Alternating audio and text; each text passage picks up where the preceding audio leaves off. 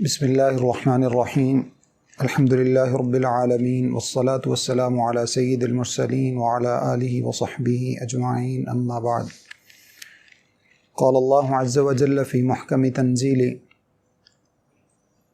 بعد اعوذ باللہ من الشیطان الرجیم بسم اللہ الرحمن الرحیم یا ایہا الذین آمنوا لا تقدموا بین یدی اللہ ورسولہ واتقوا اللہ ان اللہ سمیع علیم یا ایہا الذین آمنوا لا ترفعوا اصواتکم فوق صوت النبی ولا تجہروا له بالقول كجهر بعضکم لبعض ان تحبط اعمالکم وانتم لا تشعرون۔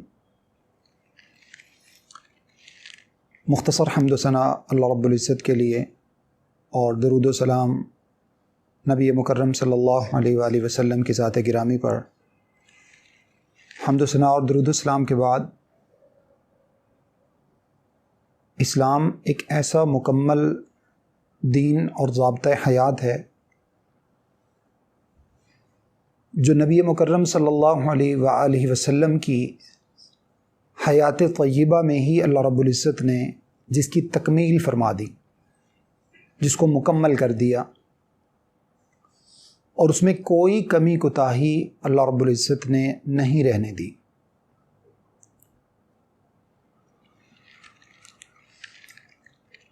اسی وجہ سے اللہ رب العزت نے قرآن مجید میں یہ آیت نازل فرمائی، الیوم اکملت لکم دینکم واتممت علیکم نعمتی ورضیت لکم الاسلام دینا۔ آج کے دن ہم نے تمہارے اوپر دین کو مکمل کر دیا، اپنی نعمت کو پورا کر دیا، اور تمہارے لیے بطور دین کے اسلام کو ہم نے پسند فرما لیا۔ جب اللہ رب العزت کی طرف سے اس بات کا اعلان فرما دیا گیا کہ دین کی تکمیل ہو گئی ہے، دین کو مکمل کر دیا گیا ہے،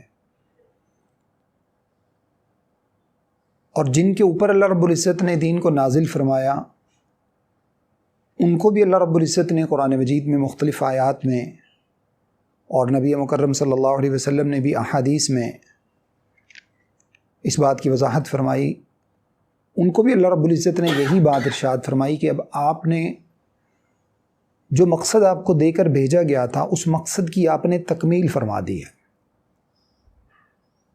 حجۃ الوداع کے موقع پر رسول اللہ صلی اللہ علیہ وسلم نے اس بات کو صحابہ کرام رضوان اللہ علیہم اجمعین کے سامنے بیان فرمایا۔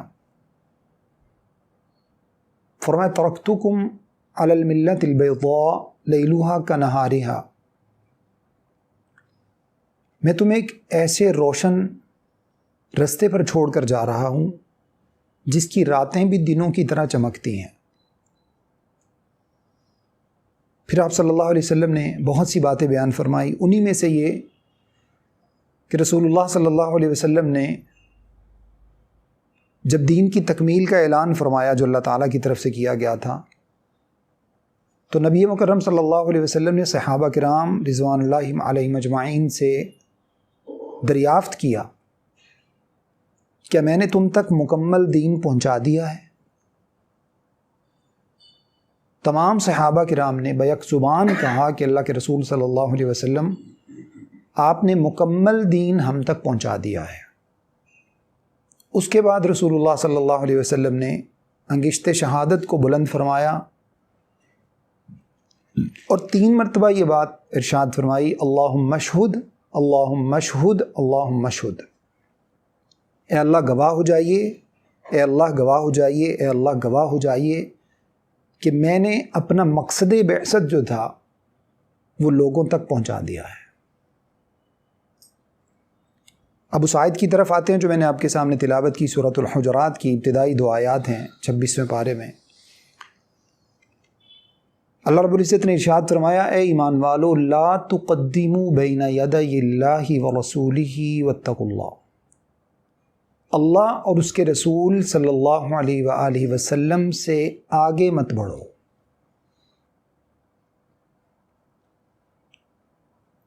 اور اللہ رب العزت سے ہمیشہ ڈرتے رہو۔ اللہ تمہاری ایک ایک بات کو سننے اور جاننے والے ہیں۔ سورۃ الحشر میں 28ویں پارے میں اللہ رب العزت نے ارشاد فرمایا وما آتاکم الرسول فخذوہ، اور جو چیز تمہیں رسول اللہ صلی اللہ علیہ وسلم دے دیں وہ لے لو، وما نہاکم عنہ فانتہوا، جس سے روک دیں اس سے رک جاؤ۔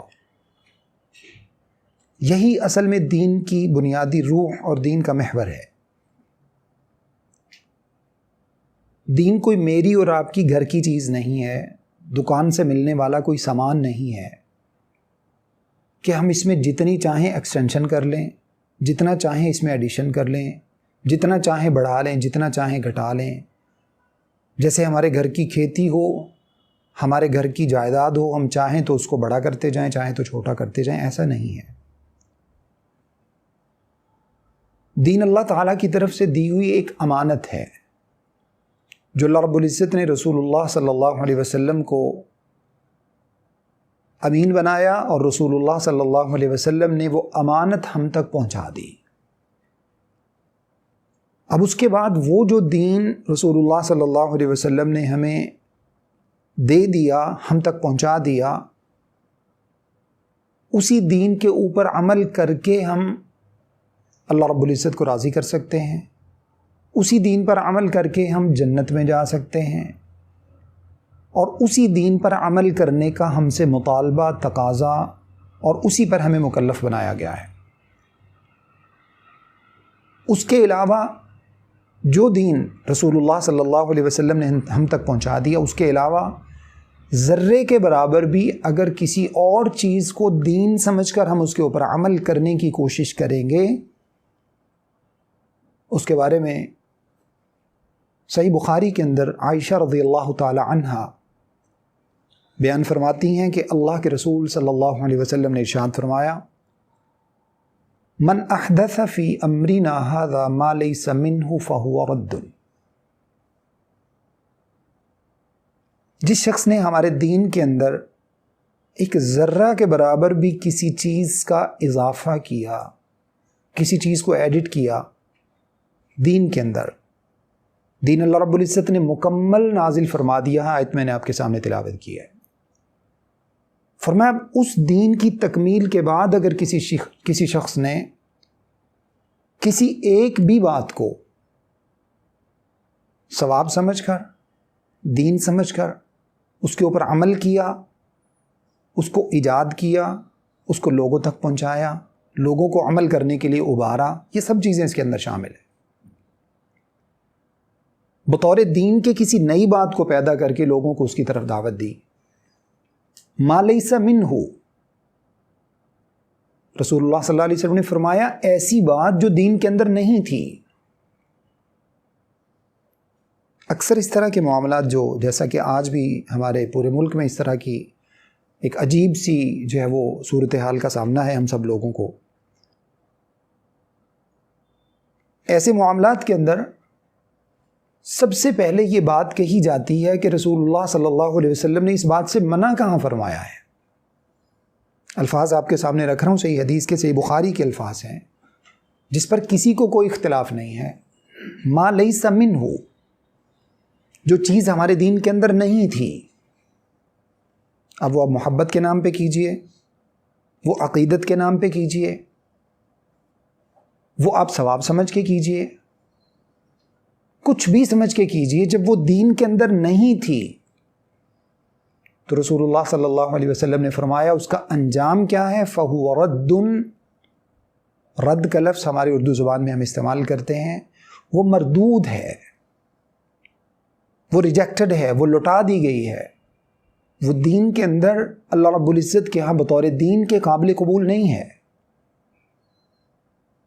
جب قابل قبول نہیں ہے تو وہ باعث ثواب نہیں ہو سکتی، وہ باعث اجر نہیں ہو سکتی۔ رسول اللہ صلی اللہ علیہ وسلم ہر خطبہ میں یہ بات ارشاد فرمایا کرتے، وَالشَّرُّ الْأُمُورِ مُحْدَثَاتُهَا، یہاں بھی دیکھیے الفاظ وہ یہ محدثات، حدیث کے الفاظ جو پہلے میں نے آپ کو بتائے، من احدث، احدثہ محدثات، ان سب کا روٹ ورڈ ایک ہے، حدث، جس کا معنی ہوتا ہے کسی نئی چیز کی ایجاد، کسی نئی چیز کو کریٹ کر لینا، خود سے بنا لینا، بطور دین کے اس کا اضافہ کر دینا، لوگوں کو بتانا، عمل کرنا یا لوگوں کو عمل کے لیے ابھارنا۔ نبی مکرم صلی اللہ علیہ وسلم ہر خطبہ میں یہ بات ارشاد فرماتے وَشَرَّ الْأُمُورِ مُحْدَثَاتُهَا، سب سے بدترین بات دین کے اندر ایڈیشن ہے، اس سے بڑھ کر بدترین بات کوئی دوسری نہیں ہو سکتی۔ پھر رسول اللہ صلی اللہ علیہ وسلم نے ارشاد فرمایا قیامت کا دن ہے، ہم سب یہ بات جانتے ہیں، مسلمانوں کو اللہ رب العزت نے کچھ امتیاز عطا فرمائے ہیں، ان میں سے ایک خاص امتیاز جس کے بارے میں صحیح حدیث میں موجود ہے نماز پڑھنا۔ بین العبد و بین الکفر ترک الصلاۃ، کفر اور بندے کے درمیان صرف نماز کا فرق ہے۔ اگر نماز پڑھتا ہے تو وہ مومن ہے، مسلمان ہے، اور اگر نماز نہیں پڑھتا تو وہ کفر کے قریب تر ہوتا چلا جاتا ہے۔ یہ امتیاز ہے اسلام کا۔ اس نماز کے لیے انسان وضو کرتا ہے۔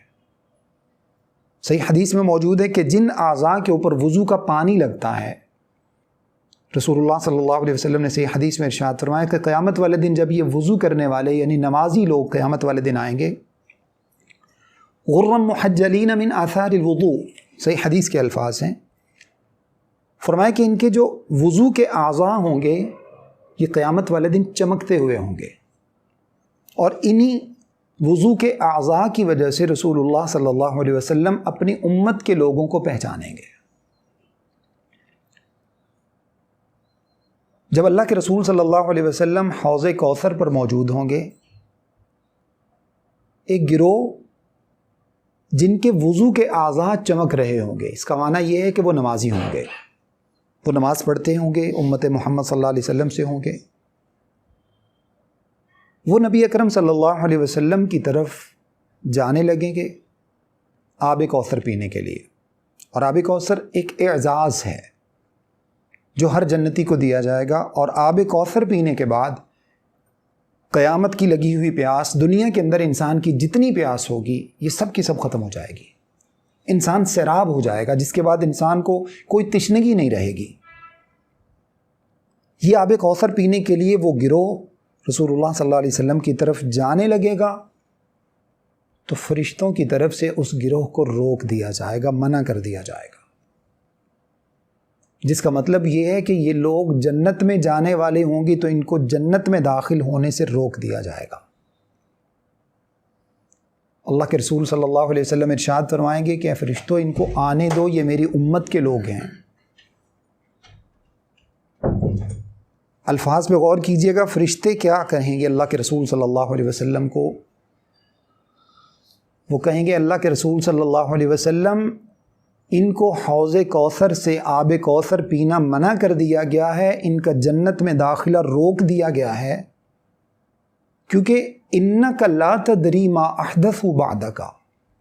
احدثوا کے الفاظ پہ غور کر لیجئے، وہی الفاظ ہیں جو میں نے سب سے پہلے حدیث آپ کے سامنے رکھی ہے، من احدث فی امرنا شر الامور محدثاتها، اور یہاں پر بھی وہی الفاظ ہیں انک لا تدری ما احدثوا بعدک۔ اے اللہ کے نبی صلی اللہ علیہ وسلم ان کا جنت میں داخلہ اس وجہ سے روک دیا گیا ہے کیونکہ آپ نہیں جانتے جب آپ دنیا سے تشریف لے آئے تھے تو ان لوگوں نے کون کون سی باتوں کو دین کے اندر ایڈٹ کر دیا تھا، اس وجہ سے یہ لوگ جنت میں نہیں جا سکتے۔ صحیح حدیث میں موجود ہے، رسول اللہ صلی اللہ علیہ وسلم نے ارشاد فرمایا ان اللہ حجب التوبۃ عن کل صاحب بدعۃ او کما قال علیہ الصلاۃ والسلام، اللہ رب العزت نے بدعت کرنے والے کی، صاحب بدعت کے اوپر سے اللہ رب العزت نے توبہ کے دروازے کو بند کر دیا ہے، جب تک وہ اپنی بدعت کو چھوڑ نہیں دیتا اس سے توبہ نہیں کر لیتا۔ بدعت کی موجودگی میں اگر وہ توبہ کرتا ہے اللہ اس کی توبہ قبول نہیں فرماتے۔ اس قدر خطرناک بات ہے یہ۔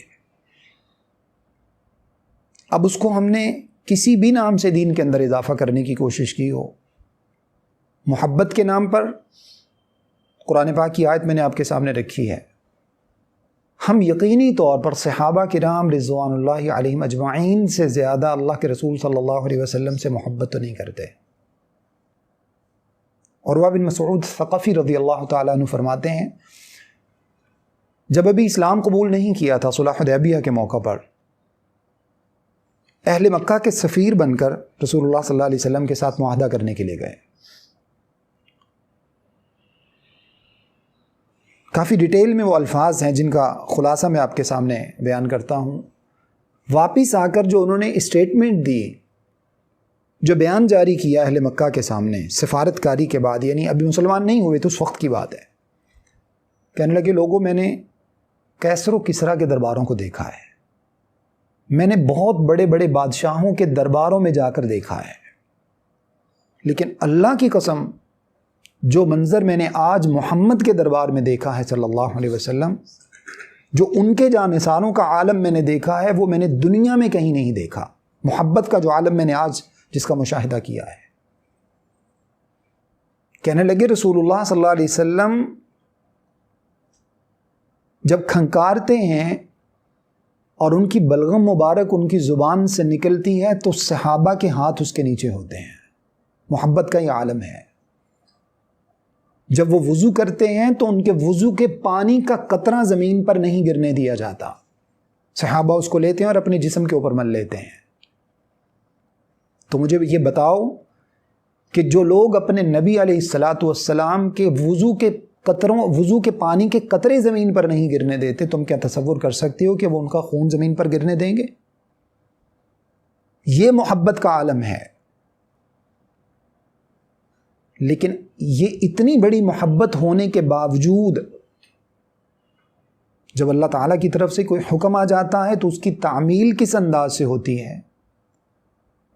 دوسری آیت کریمہ جو میں نے آپ کے سامنے تلاوت کی تھی سورہ حجرات کی، اسی آیت کے بعد لا تقدموا بین یدی اللہ ورسولہ کے بعد یا ایھا الذین آمنوا لا ترفعوا اصواتکم فوق صوت النبی، اے ایمان والو نبی اکرم صلی اللہ علیہ وسلم جب تمہارے درمیان موجود ہوں تو ان کی آواز سے زیادہ اونچی آواز کسی اور کی نہیں ہونی چاہیے، ان کے سامنے آوازیں بلند نہیں ہونی چاہیے۔ اتفاق سے عمر فاروق رضی اللہ تعالیٰ عنہ اور ابو بکر صدیق رضی اللہ تعالیٰ عنہ، ان کا کسی بات میں نبی مکرم صلی اللہ علیہ وسلم کی موجودگی میں آپس میں کسی بات پر اختلاف ہوا اور آوازیں تھوڑی سی بلند ہو گئیں۔ اللہ رب العزت نے آیات نازل فرمائی جو ایک پورے معاشرے کے لیے ایک حکم تھا، مینرز سے جو اللہ رب العزت نے سکھائے، آداب تھے۔ بس اس آیت کا نازل ہونا تھا کہ اس کے بعد عبداللہ بن عمر رضی اللہ تعالیٰ عنہ بیان فرماتے ہیں کہ عمر فاروق رضی اللہ تعالیٰ عنہ کی کیفیت یہ ہو گئی اس آیت کے نزول کے بعد۔ وہ عمر رضی اللہ عنہ جن کو ہم ایک جری اور بہادر حکمران کے طور پر جانتے ہیں، جن کے دم سے کیسر و کسریٰ کے ایوانوں میں لرزہ طاری ہو گیا، یہ وہی عمر ہیں۔ جنہوں نے بیت المقدس کو آزاد کروایا، یہ وہی عمر ہیں رضی اللہ تعالیٰ عنہ۔ جنہوں نے 22 لاکھ مربع میل پر حکومت کی ہے، یہ وہی عمر ہیں۔ اللہ کے سامنے، رسول اللہ صلی اللہ علیہ وسلم کے سامنے محبت کا انداز کیا ہے، حکم کی تعمیل کا انداز کیا ہے؟ عبداللہ بن عمر رضی اللہ عنہ فرماتے ہیں کہ اس آیت کے نازل ہونے کے بعد عمر فاروق رضی اللہ عنہ جب بات کیا کرتے تو آپ سے دوبارہ پوچھنا پڑتا حضرت آپ نے کیا کہا، اتنی پستگی کے ساتھ آواز بلند کیا کرتے، اتنی آہستگی کے ساتھ بات کیا کرتے۔ یہ ہے رسول اللہ صلی اللہ علیہ وسلم کے ساتھ اصل محبت۔ کسی شاعر نے بڑی خوبصورت بات کہی ہے نا، لو کان حبک صادقا لاطعتہ ان المحب لمن يحب مطیع۔ اگر آپ کی محبت سچی ہوتی تو آپ سال میں ایک مرتبہ تو اس کا دعویٰ نہیں کرتے نا، سال میں ایک مرتبہ اور صرف ایک ہی دن، جیسا کہ یہود و نصارہ کرتے ہیں، ایک دن مدر ڈے، ایک دن فادر ڈے، ایک دن میرا خیال ہے سنڈے اور ڈاٹر ڈے بھی آ جائے گا، صرف ایک دن رکھا ہے اور باقی پورا سال چھٹی۔ اسی طرح سے پھر ہم ایک دین کا ڈے منایا کریں گے، دین کے ساتھ محبت کا ایک دن منایا کریں گے اور باقی پورا سال موج مستی۔ اب اگر اصولی طور پر دیکھا جائے تو ہم نے ایک دن مقرر کر رکھا ہے نبی اکرم صلی اللہ علیہ وسلم کے ساتھ محبت کرنے کا، باقی پورا سال۔ شاعر نے کہا لو کان حبک صادقا لاطعتہ، اگر آپ اپنے دعوی محبت میں سچے ہوتے تو آپ نبی صلی اللہ علیہ وسلم کی اطاعت کرتے، کیونکہ ان المحب لمن یحب مطیع، محبت کرنے والا اپنے محبوب کی ہر بات کی، ہر ادا کی نقل کرنے کی کوشش کرتا ہے۔ یہ کون سی محبت ہے؟ آئیے میں آپ کو بتاتا ہوں رسول اللہ صلی اللہ علیہ وسلم نے اس محبت کے بارے میں کیا بات ارشاد فرمائی ہے۔ صحیح حدیث کے اندر اللہ کے نبی صلی اللہ علیہ وسلم کے الفاظ موجود ہیں۔ ارشاد فرمایا لا تطرونی کما اطرت النصارى عیسی ابن مریم فانما انا عبد اللہ ورسولہ او کما قال علیہ الصلاۃ والسلام۔ اے لوگو میرے مقام و مرتبہ کو اتنا ہی رہنے دینا جتنا اللہ رب العزت نے مجھے عطا فرمایا ہے، اس سے نہ بڑھانا، اس سے آگے مت بڑھنا، نہ اس مقام و مرتبہ کو آگے بڑھانا۔ کیسے؟ لا تطرونی کما اطرت النصارى، میرے مقام و مرتبہ کو یوں مت بڑھانا چڑھانا جیسے عیسائیوں نے عیسیٰ علیہ الصلاۃ والسلام کے مقام و مرتبہ کو بڑھا کر اللہ رب العزت کا بیٹا قرار دے دیا۔ وقالت الیہود عزیر ابن اللہ وقالت النصارى المسیح ابن اللہ۔ یہود نے کہا عزیر علیہ السلام اللہ کے بیٹے، اور عیسائیوں نے کہا عیسیٰ علیہ السلام اللہ کے بیٹے۔ اب آپ مجھے بتائیے، عیسائیوں نے یہ کام کیا عیسیٰ علیہ الصلاۃ والسلام کی شان، آپ کے مقام و مرتبہ کو کم کرنے کے لیے کیا تھا؟ ہرگز نہیں۔ کیا انہوں نے محبت کے نام پر نہیں کیا تھا؟ محبت تھی جبھی تو وہ اتنا بڑا مقام آپ علیہ السلام کو دے رہے ہیں، عیسیٰ علیہ الصلاۃ والسلام کو، جو دنیا میں کسی کو حاصل ہی نہیں، جس کی اللہ رب العزت نے سرے سے نفی فرما دی ہے، لم یلد ولم یولد، نہ اس نے کسی کو جنا، نہ اس کو کسی نے جنا، نہ وہ کسی کا فادر ہے، نہ اس کی کوئی اولاد ہے۔ اللہ رب العزت نے تو اس چیز کی سرے سے ہی نفی فرما دی۔ اور اگر اللہ رب العزت کا کوئی بیٹا ہوتا، جو کہ ممکن نہیں ہے، تو اس کی شان دنیا میں کتنی ہوتی؟ یقیناً اس کی شان اور مقام و مرتبہ کو کوئی نہ پہنچ سکتا۔ تو عیسائیوں نے عیسیٰ علیہ الصلاۃ والسلام کو وہ مقام دینے کی کوشش کی، اس کا نتیجہ یہ نکلا کہ اللہ رب العزت نے تمام عیسائیوں پر، جنہوں نے عیسیٰ علیہ السلام کی تعلیمات کو نہیں مانا بلکہ اس طرح کی محبت ان کے ساتھ کرنے کی کوشش کی، اللہ رب العزت نے ان کے اوپر جنت حرام قرار دے دی۔ یہ میرا اور آپ کا ایمان اور یقین ہے نا اس بات کے اوپر کہ کوئی عیسائی بحیثیت عیسائی جنت میں نہیں جائے گا۔ عیسیٰ علیہ الصلاۃ والسلام کے عہد مبارک میں جن لوگوں نے آپ علیہ السلام کی پیروی کی، صحیح دین کے اوپر رہے، ان کے علاوہ، آپ علیہ السلام کے عہد مبارک میں یا آپ کے جانے کے بعد جو صحیح معنی میں عیسائیت کے اوپر رہے، ان کے علاوہ جن لوگوں نے اس طرح کے عقائد گھڑ لیے، اب ان کا کوئی سا بھی فرقہ ہو، آرتھوڈاکس ہوں، وہ پروٹسٹنٹ ہوں، یا کوئی سے بھی ہوں، ان سب کے اوپر میں اور آپ، ہم سب کا ایمان اور یقین ہے، قرآن مجید کا فیصلہ ہے وَمَن يَبْتَغِ غَيْرَ الْإِسْلَامِ دِينًا فَلَن يُقْبَلَ مِنْهُ، دین اسلام کے علاوہ کوئی اور دین اگر کوئی شخص لے کر آئے گا تو اس سے قبول نہیں کیا جائے گا۔ تو عیسائی بحیثیت عیسائی کے جنت میں نہیں جا سکتے، کیونکہ انہوں نے عیسیٰ علیہ الصلاۃ والسلام کو اللہ کا بیٹا قرار دے دیا، محبت کے لیے، محبت کی وجہ سے، عقیدت کی وجہ سے انہوں نے عیسیٰ علیہ السلام کو اللہ کا بیٹا قرار دے دیا۔ اور ہم نے کیا کہا؟ جو عرش پہ مستوی تھا خدا ہو کر اتر آیا زمین پہ مصطفیٰ ہو کر۔ معذرت کے ساتھ یہ میرے اور آپ کے گلی محلے کے اندر، ہمارے معاشرے کے اندر، ہماری جو ہے وہ روڈز کے اور سڑکوں کے اوپر یہ اشعار لکھے ہوئے ہیں۔ اس کے اندر آپ عقیدہ دیکھیے اور اللہ اور اس کے رسول صلی اللہ علیہ وسلم دونوں کی توہین دیکھیے کتنی بڑی ہے۔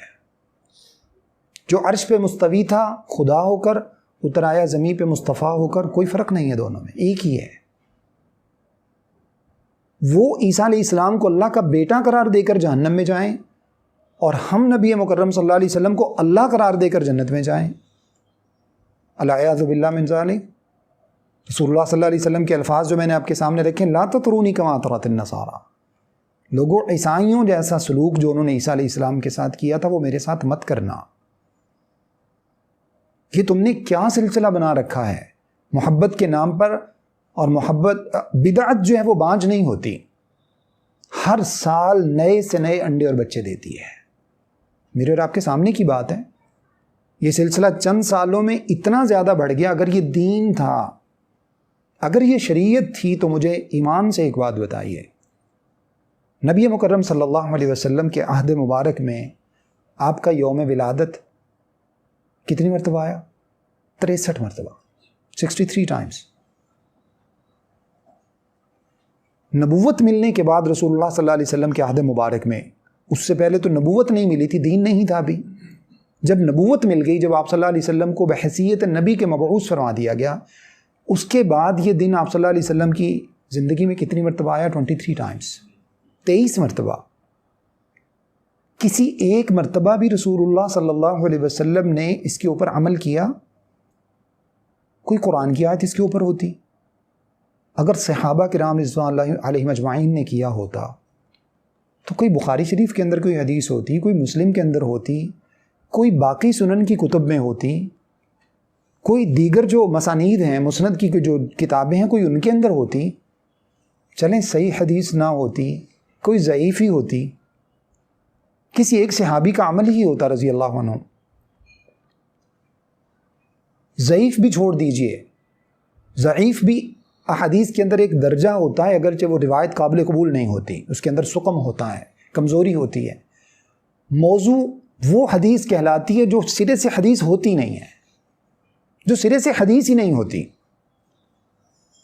یعنی من گھڑت بات جو ہوتی ہے اس کو موضوع کہا جاتا ہے، جو اپنے پاس سے کریٹ کر دی جاتی ہے، لوگوں نے اپنے پاس سے بنا کر جن کو حدیث کے اندر ایڈ کر دیا، اور محدثین نے اس لیے بیان فرما دی تاکہ ہمیں پتہ چل جائے رتب و یابس کیا ہے، اصل کیا ہے، صحیح حدیث کون سی ہے اور لوگوں کی بنائی ہوئی باتیں کون سی ہیں۔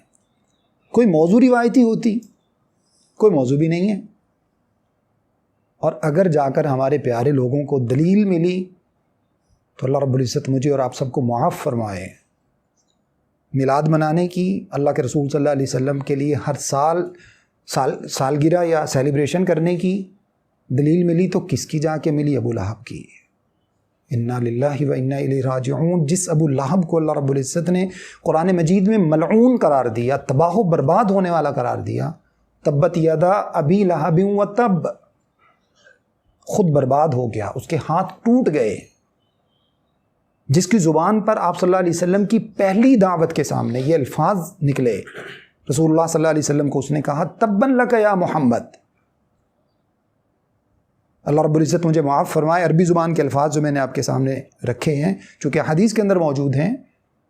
آپ صلی اللہ علیہ وسلم نے جب پہلی دعوت جو ہے وہ اپنے لوگوں کو دی، اہل مکہ کو جمع کر کے آپ صلی اللہ علیہ وسلم نے دعوت دی، تو اس شخص نے کہا تبن لک یا محمد، اے محمد تو ہلاک ہو جائے، اجمعتنا لہذا، کیا اسی لیے تو نے ہمیں جمع کیا تھا؟ اس ابو لہب کی دلیل مجھے اور آپ کو ملی میلاد بنانے کے لیے، تو ہم کس کی سنت پر عمل پیرا ہیں؟ کس کی سنت ہے جس کی وجہ سے ہم پورے ملک کے اندر جو ہے وہ ایک چراغاں کا منظر ہے اور یہ سب کچھ ہم نے کر رکھا ہے؟ یہ کس کی سنت ہے؟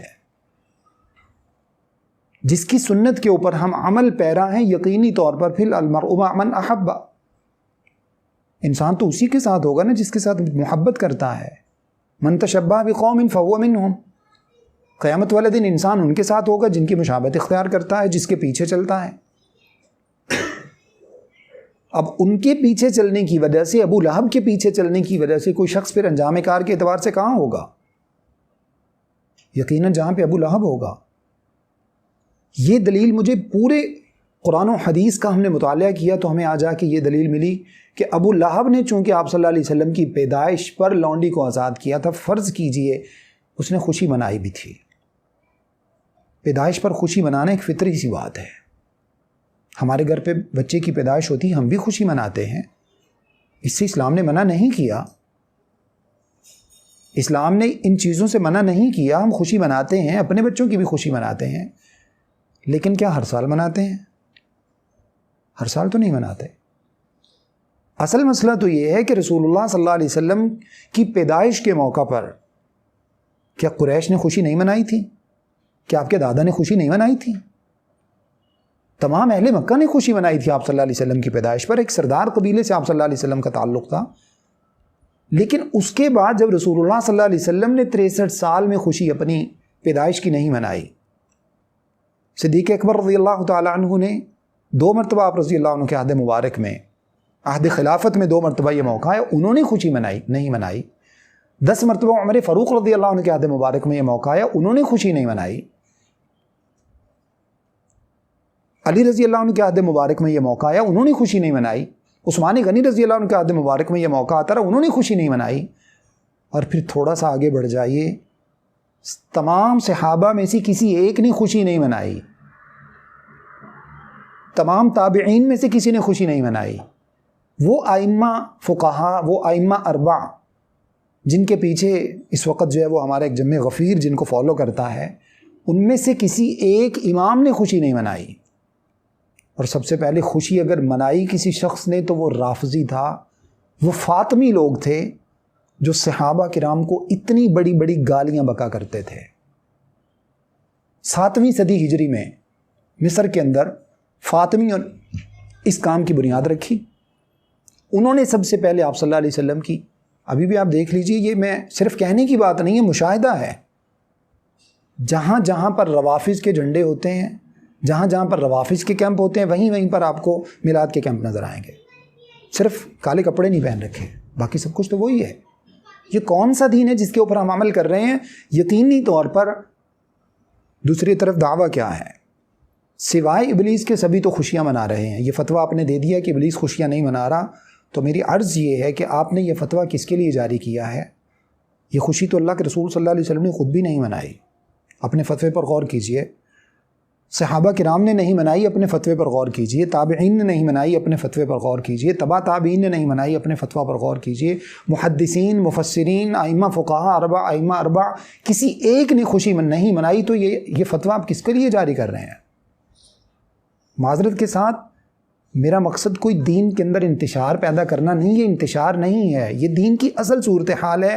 رسول اللہ صلی اللہ علیہ وسلم کی حدیث کے وہ الفاظ جو میں آپ کے سامنے عرض کر رہا تھا، نبی مکرم صلی اللہ علیہ وسلم کے سامنے جب وہ لوگ آئیں گے جن کو جنت میں داخلہ جن کا روک دیا جائے گا، تو کیا کہا جائے گا؟ اللہ کے رسول صلی اللہ علیہ وسلم یہ کون سے لوگ ہیں؟ آپ نہیں جانتے انہوں نے بعد میں دین کے اندر کیا کچھ ایجاد کر دیا تھا. ہم جنت میں جانے کی کوشش کر رہے ہیں. ہم میں سے ہر مسلمان، میں سمجھتا ہوں جو لوگ ان چیزوں کے اوپر، اختراعات کے اوپر، بدعات کے اوپر، خرافات کے اوپر عمل پیرا ہیں، وہ بھی اصل میں جنت ہی میں جانا چاہتے ہیں. لیکن مسئلہ کیا ہے؟ غلط ٹریک کا انتخاب، غلط رستے پر چل پڑے ہیں. قرآن مجید میں اللہ رب العزت نے سورۃ الکہف کے آخری رکوع کے اندر یہ بات ارشاد فرمائی، قُلْ هَلْ نُنَبِّئُكُمْ بِالْأَخْسَرِينَ أَعْمَالًا، آپ کو ان لوگوں کی بابت نہ بتائیں جو قیامت والے دن اعمال کے اعتبار سے سب سے زیادہ خسارے میں ہوں گے، سب سے زیادہ نقصان اٹھانے والے ہوں گے. الذین ضل سعیہم فی الحیات الدنیا، اللہ فرماتے ہیں جن لوگوں کی ساری زندگی کی محنت ضائع چلی گئی. اس کا معنی کیا ہے؟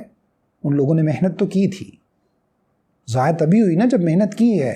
ایک شخص اگر کافر ہے وہ تو محنت کر ہی نہیں رہا دین کے لیے، وہ تو کوشش ہی نہیں کر رہا. وہ نہ وہ راتوں کو اٹھتا ہے، نہ وہ 5 وقت نماز پڑھتا ہے، نہ وہ زکوٰۃ دیتا ہے، نہ وہ اللہ رسول کی پرواہ کرتا ہے، نہ گناہوں سے رکتا ہے. اور ایک مومن، ایک مسلمان، وہ اپنے اوپر یہ ساری پابندیاں عائد کیے ہوئے ہے. اس سب کے باوجود قیامت والے دن اس کے ساتھ یہ سلوک ہو جائے کہ اس نے جتنی بھی محنت کی تھی وہ سب ضائع ہو جائے، مقام افسوس نہیں ہوگا انسان کے لیے؟ تو ایسے میں مجھے اور آپ سب کو اپنے رستے کا از سر نو جائزہ لینے کی ضرورت ہے نا، کہ ہم کس رستے کے اوپر چل رہے ہیں. کہیں ایسا نہ ہو کہ محنت تو ہم بھی کر رہے ہیں، قیامت والے دن ضائع نہ ہو جائے.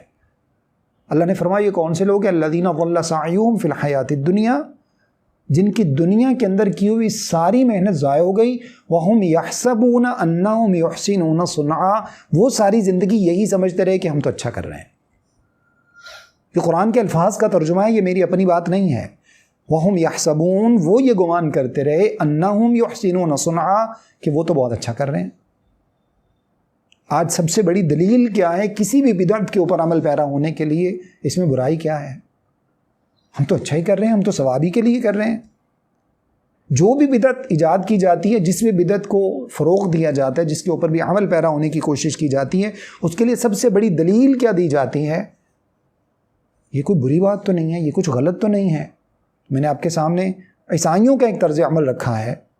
عیسائیوں نے عیسیٰ علیہ السلام کو اللہ کا بیٹا قرار دینے میں تو اپنی محبت ہی کی وجہ سے یہ سب کچھ کیا تھا، وہ بھی تو ثوابی کے لیے یہ سب کچھ کر رہے تھے. اللہ رب العزت نے ان کے کردار کو قرآن پاک میں جگہ جگہ پر اس انداز سے بیان فرمایا کہ ان لوگوں نے اللہ رب العزت کو بھی ان چیزوں سے پاک نہیں رہنے دیا. اور وہی کردار اگر ہم اپنائیں، ہم جنت میں چلے جائیں، وہ جہنم میں چلے جائیں. یہ کس طرح کا دورہ معیار ہے؟ اس وجہ سے خدا را اس بات کو سمجھ جائیے، سمجھنے کی کوشش کیجئے، اور جہاں تک ممکن ہو سکے اس پیغام کو پیار محبت سے سب تک پہنچائیے. اصل دین کو سمجھنے کی کوشش کریں. اسی دین کے اوپر عمل پیرا ہو کر جنت لی جا سکتی ہے، جو دین رسول اللہ صلی اللہ علیہ وسلم نے صحابہ کرام کو دیا، جس کے بارے میں رسول اللہ صلی اللہ علیہ وسلم نے گارنٹی بیان فرمائی، ترکت فیکم امرین لن تضلوا ما تمسکتم بہما. آج ہم میں سے ہر شخص یہ سوال کرتا ہے، ہر شخص کی زبان پر یہ بات ہے. جتنے بھی لوگ ہیں خاص طور پر مذہب سے ریلیٹڈ جو ہیں، وہ اپنی اپنی طرف لوگوں کو کھینچنے کی کوشش کرتے ہیں. تو ایسے میں ہم کہاں جائیں؟ رسول اللہ صلی اللہ علیہ وسلم نے اس کا فیصلہ فرما دیا. قرآن مجید میں اللہ رب العزت نے بھی یہ بات ارشاد فرمائی ہے، یا ایھا الذین آمنوا اطیعوا اللہ واطیعوا الرسول واولی الامر منکم فإن تنازعتم فی شیء فردوہ الی اللہ والرسول. اللہ اور اس کے رسول صلی اللہ علیہ وسلم کی اطاعت کرو، اور اگر کسی بات میں جھگڑا ہو جائے تو اللہ اور اس کے رسول پر پیش کر دو، فیصلہ ہو جائے گا. قرآن و حدیث سے فیصلہ لے لو. رسول اللہ صلی اللہ علیہ وسلم نے بھی وہی بات ارشاد فرمائی، ترکت فیکم امرین لن تضلوا ما تمسکتم بہما کتاب اللہ و سنت رسولہ، او کما قال علیہ الصلوۃ والسلام. لوگوں، دو باتیں تمہیں دے کر جا رہا ہوں، اور میں محمد صلی اللہ علیہ وسلم اللہ کا آخری نبی، امام الانبیاء، تمام انبیاء کا سردار، جن کے لیے جنت کا دروازہ کھولا جائے گا، جن کے ہاتھ میں قیامت والے دن حمد کا جھنڈا ہوگا. میں محمد صلی اللہ علیہ وسلم تمہیں اس بات کی گارنٹی دیتا ہوں کہ جب تک ان دونوں چیزوں کو مضبوطی سے تھامے رکھو گے، گمراہ نہیں ہو سکتے، رستے سے نہیں ہٹ سکتے، رستے کے انتخاب میں غلطی نہیں کر سکتے. جب تک ان دونوں چیزوں کو تھامے رکھو گے، گمراہ نہیں ہوگے. اور وہ دونوں چیزیں کون سی ہیں؟ صحیح حدیث کے وہی الفاظ ہیں اگلے والے، کتاب اللہ و سنت رسولہ. ایک اللہ رب العزت کی کتاب ہے، دوسری رسول اللہ صلی اللہ علیہ وسلم کی سنت ہے. جو اس کے اندر اللہ کے نبی صلی اللہ علیہ وسلم جو کچھ تمہیں دے کر چلے جائیں وہ لے لو، جس سے منع کر دیں اس سے رک جاؤ. سورۃ الحشر کی جو آیت میں نے آپ کے سامنے تلاوت کی تھی، یہی دین ہے، اس کے علاوہ کوئی بھی چیز دین نہیں بن سکتی. نہ دین بن سکتی ہے، نہ اس کو دین سمجھ کر اس کے اوپر عمل پیرا ہوا جا سکتا ہے، نہ دین سمجھ کر اس کو آگے پہنچایا جا سکتا ہے، نہ لوگوں کو اس کے اوپر جو ہے وہ موٹیویٹ کیا جا سکتا ہے، عمل کرنے کے لیے لوگوں کو ابھارا جا سکتا ہے. یہ تمام چیزیں نہیں کی جا سکتی جب ایک چیز دین ہی نہیں ہے، اس کی ویلیڈیٹی نہیں ہے، اس کی اتھینٹسٹی نہیں ہے، تو وہ چیز پھر دین نہیں ہو سکتی. جب وہ دین نہیں ہے تو وہ باعث اجر، باعث ثواب بھی نہیں ہو سکتی. اللہ تعالیٰ سے دعا ہے کہ جو کچھ میں نے آپ کے سامنے بیان کیا، مجھے اور آپ سب کو سمجھنے، عمل کرنے اور آگے پہنچانے کی توفیق عطا فرمائیں. استغفر اللہ لی ولکم ولسائر المسلمین.